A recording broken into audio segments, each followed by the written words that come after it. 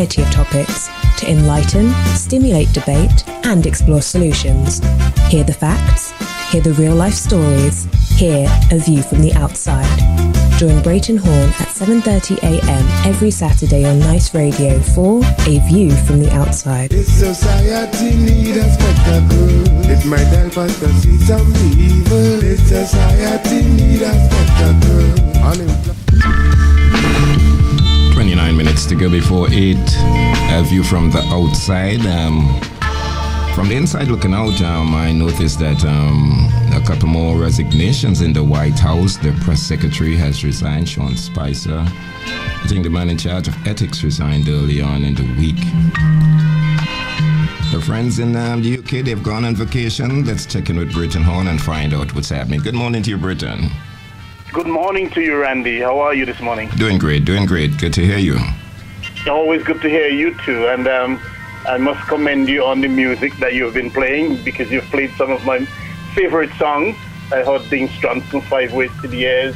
I heard the Hilton Danzel with the Caribbean Torpedoes. So yes, you're making the mood right.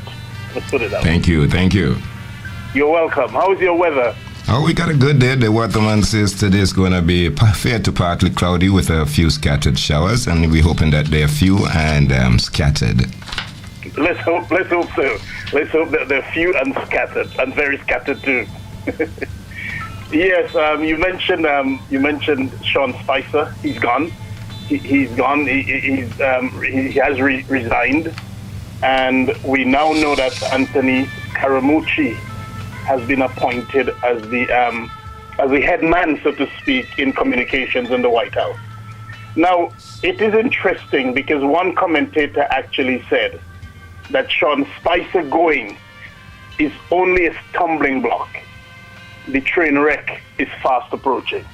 So Scaramucci himself, according to that commentator, cannot stop the train wreck, which is on its way. So I feel for Spicer in that Spicer had to say things that by the time he got them to say it, they will already change. In 3 days' time, the president said made 3 different statements about the same thing. Well, the president is his own press secretary. I don't know why he's appointing anybody as head of communications or whatever. The president does what the president wants to do. And anything anybody says, the president undoes it with a tweet in the early morning.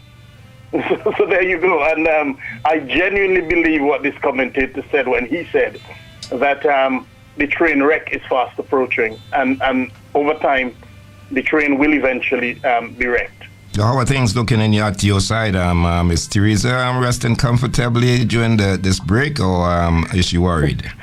Far from it, Randy. Far from resting comfortably. The EU negotiators are adopting a tough stance as far as Brexit is concerned, and the rumblings continue within the cabinet, Theresa May's cabinet, and the prediction still is that she will not last. There is major division within the camp, and there are rumblings all over the place. So as far as she's concerned, time will tell. Who knows? By the time the summer break is over, Theresa May might be gone. But let's see what happens. Let's see what happens. We got some rumbling going on here in St. Vincent and the Grenadines, but I guess you've heard about that. How is the weather in your space? Yes, I've heard about the rumblings, and I was just going to say, don't preempt the view from the outside this morning. The weather is pretty good. It's mostly cloudy though, and but the temperature is quite good. It's 19 degrees Celsius, which is approximately 66 degrees Fahrenheit. It could be better for this time of year, but we ought not to complain. On a view from the outside this week, Randy, we look at the issue of division, D-I-V-I-S-I-O-N, division, with the view being that the political division, which has over time reportedly been encouraged in St. Vincent and the Grenadines, has now seemingly been overtly exported across borders. And as a consequence, the country is in danger of joining the infamous category of countries where political tribalism has caused severe ruin and destruction. The Cambridge Dictionary defines division as the act of separating something into parts or groups, or the way it is separated. In the context of this expose, the act of separating to which we refer is the political separation which has been systematically encouraged in the country over time. So much so that people are now identified and referred to first and foremost by the name of a political party. As a result of such identification and reference, people are now referred to as ULP or NDP people, ULP man or NDP man, or ULP woman, NDP woman. And the same could be said for a lawyer, a teacher, a store in Kingstown or in any village, a shop, a restaurant, all identified as ULP or NDP. The police force and police within the police force are identified as ULP or NDP. Even the judiciary runs the danger of being branded as such. And such identification and reference have now damagingly embedded themselves in the consciousness of the people. It is no secret that Vincentians have always been passionate about their politics and supporting a political party. However, once an election was over, everyone banded together and carried on the nation's business. The historians and history books will no doubt bear this out. It has been said that since 2001, there has been a systematic effort made by the regime to divide the people, despite whatever they say about unity.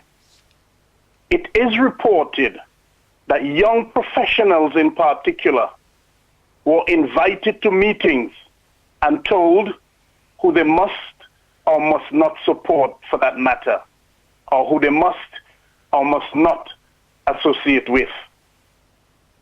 Since 2001, every effort has been made by the regime to inject party symbol, and party color into every sphere of Vincentian life. They encourage political party division at every opportunity. Yes, the family is divided. The church is divided. The village is divided. The institutions in the country are divided. The recent saga involving the St. Vincent and the Grenadines Police Welfare Association is a prime example of how this division is encouraged and perpetuated. Sergeant Smith and his men, who are advocating for better conditions for all police officers, were betrayed, it seems, by their own.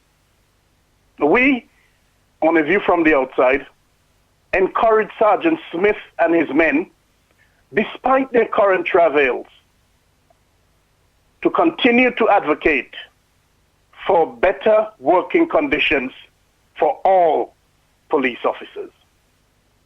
In doing so, Sergeant Smith and his men will be well served to bear in mind the words of Winston Churchill, who said, "When there is no enemy within, the enemies outside cannot hurt you." Yes, the country itself is divided. People are actively encouraged to betray their loved ones and colleagues. And this division is now visibly expressed and practiced across the waters and across the miles. evidence of such division was on stark display last week at the Thousand Island picnic in Toronto, Canada, when the duly elected member of parliament and the duly appointed leader of the opposition in St. Vincent and the Grenadines, Dr. Godwin Friday, was refused the opportunity to address thousands of Vincentians who gathered for the picnic. It has been reported, and it is believed in many quarters, despite whatever protestations, that such refusal arose purely because of politics and the political division which is encouraged and practiced. It has also been said that direct interference from the consulate in Toronto was in part, if not wholly, responsible for Dr. Friday not addressing his fellow Vincentian citizens and well-wishers.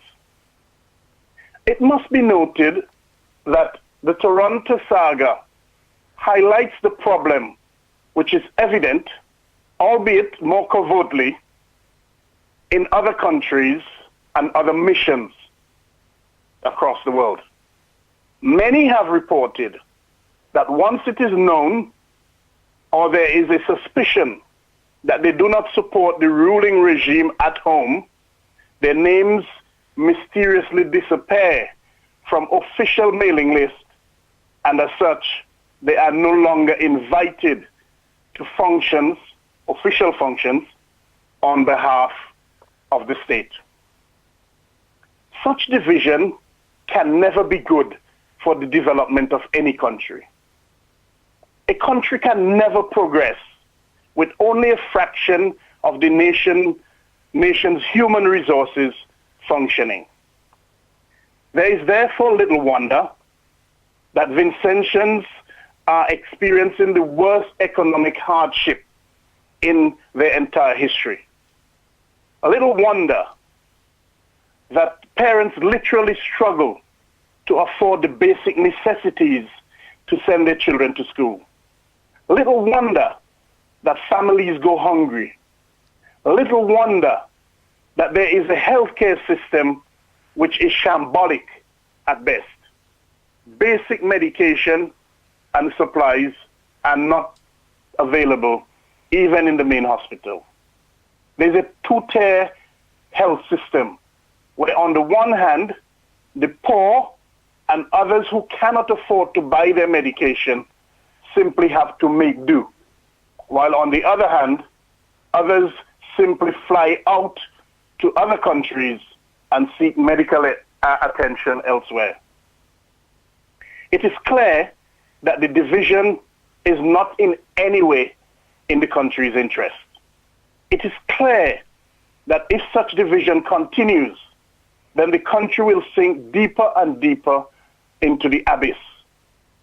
St. Vincent and the Grenadines cannot afford to allow things to get to a stage where they cannot be retrieved.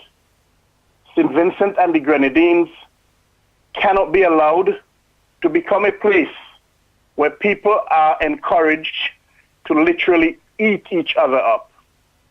St. Vincent and the Grenadines cannot allow itself to become a rural country and experience anything remotely resembling what occurred in Jonestown, Guyana in 1978, or in Rwanda in East Africa in 1994. It has been said that the damage which has been done on the psyche of the Vincentian people will take generations to heal. This destruction certainly has to stop in order to save the nation altogether. The regime must pull back and allow St. Vincent and the Grenadines to become a vibrant nation again.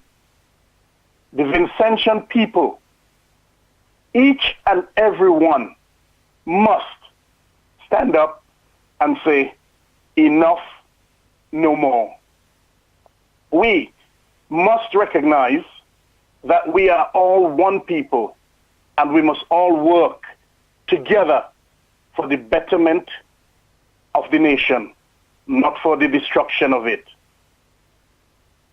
And as we do this, let us all echo the words of Roy Barnes, the American attorney and politician, who said, "We are all one, or at least we should be, and it is our job, our duty, and our challenge to fight the voices of division."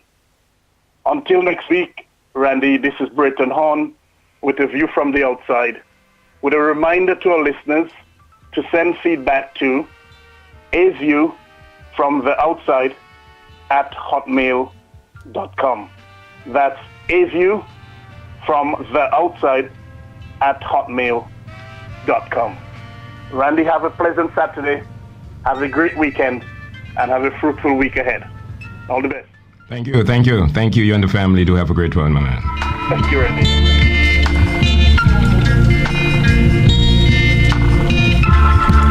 Tune into Nice Radio every Saturday at 7:30 a.m. for A View from the Outside, hosted by Brayton Horn.